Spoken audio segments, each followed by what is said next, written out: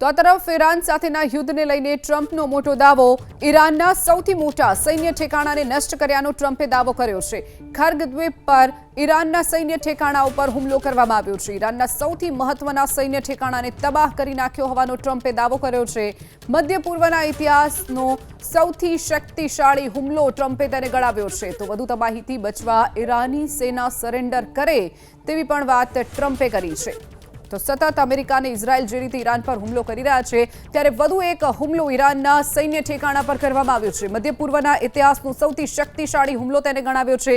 ખર્ગ દ્વીપ પર જે હુમલો કરવામાં આવ્યો છે, ડોનાલ્ડ ટ્રમ્પે આ માહિતી આપી છે અને અત્યાર સુધીનો સૌથી શક્તિશાળી હુમલો તેને ગણાવ્યો છે। વધુ તબાહીથી બચવા માટે ઈરાની સેના સરેન્ડર કરે તેવી વાત પણ ડોનાલ્ડ ટ્રમ્પે કરી છે। તો ખર્ગ દ્વીપ પર હુમલો કરવામાં આવ્યો છે અને તબાહીના દ્રશ્યો પણ સામે આવ્યા છે। મધ્ય પૂર્વના ઇતિહાસનો સૌથી શક્તિશાળી અત્યાર સુધીનો હુમલો તેને ગણાવ્યો છે। તો બીજી તરફ ટ્રમ્પે એમ પણ કહ્યું છે કે જો હવે તબાહી ન ઈચ્છતું હોય ઈરાન, તો ઈરાનની જે સૈન્ય છે તે સરેન્ડર કરે તેવી વાત પણ ડોનાલ્ડ ટ્રમ્પે કરી છે। ઈરાન સાથેના યુદ્ધને લઈને ટ્રમ્પનો મોટો દાવો ઈરાનના સૌથી મોટા સૈન્ય ઠેકાણાને નષ્ટ કર્યો હોવાનો દાવો ડોનાલ્ડ ટ્રમ્પે કર્યો છે।